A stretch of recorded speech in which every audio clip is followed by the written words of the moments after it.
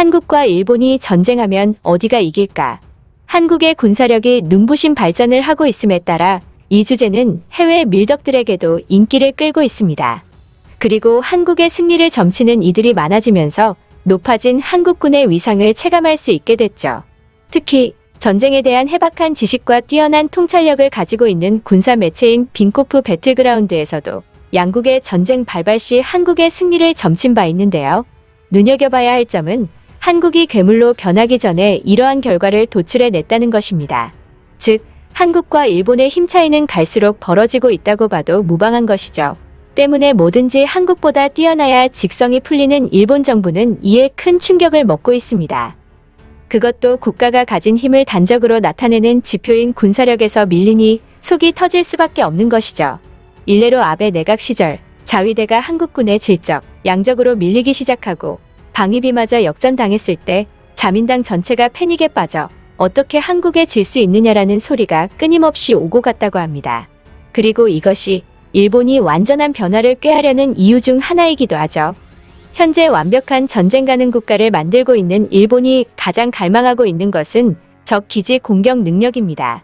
이는 공격을 당했을 때만 방위력을 행사한다는 평화헌법의 전수방칙 원칙을 전면적으로 뒤집는 것이기 때문에 족쇄에서 완전히 풀려난다는 것을 의미하며, 실제로 일본은 2024년까지 순항미사일 개발을 공식적으로 천명하여 선제 공격을 할 수 있는 무기를 가질 것이라는 의지를 드러냈죠. 이에 주변국으로부터 평화헌법 위반 논란이 일었지만 일본 정부는 철저히 무시로 일관하며 동북아 지역에 불을 지폈습니다. 완전한 변화를 위해 일본이 또 하나 추진하고 있는 것은 군비 증강입니다. 일본 방위성은 현재 일본 GDP의 0.95%를 차지하는 방위비를 100배가량 올려 2% 수준에 이르게 할 것이라고 공식 발표했습니다. 이 역시 일본의 군국주의화를 막기 위해 방위비를 1% 미만으로 제한한다는 원칙을 45년 만에 깨버리고 폭주하겠다는 의지를 보인 것이죠. 그런데 충격적이게도 이러한 일본의 폭주가 상상 이상으로 한국을 크게 의식하고 있기 때문이라는 소식이 전해지고 있습니다.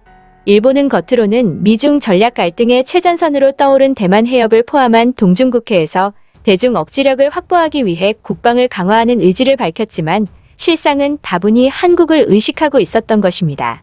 최근 일본 관저 소식통에 의하면 얼마 전 기시다 총리가 동맹국들 앞에서 한국을 하대하는 모습을 보이기도 했듯 현재 기시다는 G20에서 한국에 펼칠 영향력을 상당히 견제하고 있는 상황이며 스가 때와 같은 굴욕적인 모습이 연출될까봐 전전긍긍하고 있다는 것이 알려졌습니다.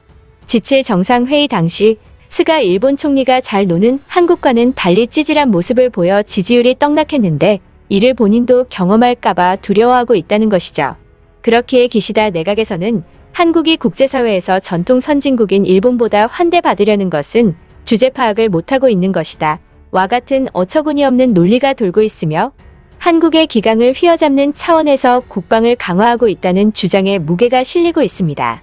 즉, 한국을 찍어누를 정도의 군사력을 가져 외교에서 우위를 점하고 한국의 모든 것을 컨트롤해 지지율이 떨어지는 변수에 대비하겠다는 것이죠. 그러나 불순한 목적으로 군사대국을 꿈꾸는 일본을 심판이라도 하듯 미국이 사이다 팩트 폭행을 날려 일본 전체를 패닉에 빠지게 만들었습니다. 결론부터 말하면 일본은 절대 그 꿈을 이룰 수 없다는 것인데요. 미국 방위산업협회는 일본 군수업체들의 역량으로는 일본이 군사 강국이 될 수 없는 것은 물론 미국의 믿을 만한 파트너로 여기기에도 부족하다며 작정하고 뼈를 때려버렸습니다. 이어 일본은 미국의 지원을 받으며 집단적 자위권을 법제화하고 전수방위를 벗어나려 시도하지만 일본 내 군수업체들이 이러한 정책을 뒷받침할 수 있을지 의문이라며 일본 방위산업계가 탈바꿈을 하지 않으면 미국의 신뢰를 잃게 될 것이라고 일침했습니다. 특히 미국의 대표적 싱크탱크인 전략국제문제연구소의 그레그 루빈스타인은 일본 방위산업체들의 특징은 비효율, 고비용, 대부분 백기기에 그치는 연구개발이라고 일갈했고 일본 정부는 예산 따먹기나 하고 있는 형국이라며 일본의 민낯을 고발했는데요. 상황이 얼마나 개판인지 심지어는 항공자위대의 고위급 수뇌부인 이와나리 시니치가 이러한 현실을 폭로한 적이 있었지만 외부의 압력에 의해 묻히고 말았습니다. 결국 종합하면 일본의 국가적 문제로 지적되는 갈라파고스화가 방위산업계에도 똑같이 관찰되고 있어 근본적 한계를 벗어나기 어렵다는 것이고 일본 정치계의 뿌리 깊은 악습까지 남아있어 절대 군사강국이 될 수 없다는 것이죠. 이는 자생력을 갖춰가며 해외 시장에서 성과를 거두고 있는 한국과 정반대의 상황이라고 볼 수 있는데요. 그렇다면 이에 대해 일본인들은 어떤 생각을 하고 있는지 일본 반응 알아보겠습니다. 이것은 좀 충격적이다. 전 세계 3위에 해당하는 일본의 경제력 수준이라면 조금만 방위비에 돈을 투자해도 가뿐하게 한국의 군사력을 넘을 수 있을 것이라고 생각했는데 이거는 한마디로 돈이 있어도 한국을 이기지 못한다는 것 아닌가? 그러면 일본은 한국을 이길 수 없다는 말이 되는 건가? 일본이 한국보다 돈이 많은 것은 사실이다. 한국이 경제력 순위 10위 안에 들었던 게 언제였던가? 경제력으로 그냥 찍어 누르면 되는 것이다. 어차피 무기는 미국산이 최고이고 미국의 무기를 지금보다 훨씬 대량 구매해서 강해지면 된다. 돈 없는 한국은 절대 할 수 없는 전략을 취하면 되는 것이다. 우리 자체의 기술력이 없으면 절대로 군사 강대국들과 비견될 만한 수준이 될 수 없다. 그런데 한국은 이번 군 전시회에서 세계가 인정할 만한 잠재력을 보여주었다. 일본은 이 문제를 심각하게 인지하고 해결해야 한다. 양국의 잠재력 차이는 미래에 극복하지 못할 차이를 만들어낼 수도 있다.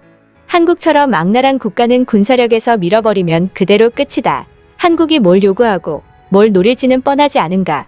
한국은 다케시마를 뺏는 것은 당연하고 스시마 섬을 지배하기 위해 온갖 대규모 광역 도발을 해올 것이다. 언제까지 일본은 미국 뒤에 숨어 살 수밖에 없는 나라로 있을 것인가? 문제를 해결하고 반드시 강해져야 한다.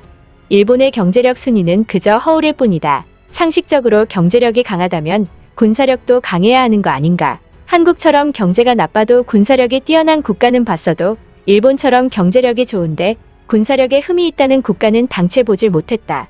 일본이 어쩌다 이렇게 됐는지 답답하기만 하다. 일본은 첨단 기술 강국으로 평가받는다는데 어떻게 한국보다 첨단 무기 개발에서 경쟁력이 떨어질 수 있는지 의문이다.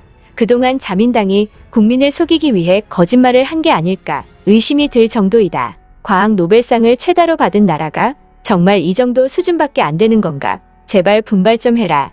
누누이 말했지만 이런 문제 때문에 일미동맹은 불안한 동맹이다. 왜냐하면 미국은 일본의 실질적인 군사적 기여를 원하는데 그동안 일본은 기지 제공이나 군사비 지원 정도에 그쳤기 때문이다. 미국이 원하는 정도의 군사적 기여를 못한다면 언젠가는 미국으로부터 버림받을 수도 있다는 불안감이 있을 수밖에 없다. 자민당은 자기들 배를 채우는 데에 급급하다. 군비를 증강하겠다는 것도 결국은 권력을 지키려는 속셈이다. 애초에 한국을 넘어설 생각도 없었을 것이다. 한국은 진심으로 힘을 키우고 있는데도 자민당에게 더 중요한 것은 권력 유지다. 끝까지 시청해 주셔서 감사합니다. 다음에 다른 영상으로 찾아뵙겠습니다.